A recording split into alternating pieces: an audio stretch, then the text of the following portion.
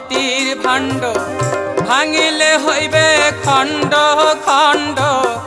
মানব দেহ মাটির ভাণ্ড ভাঙলে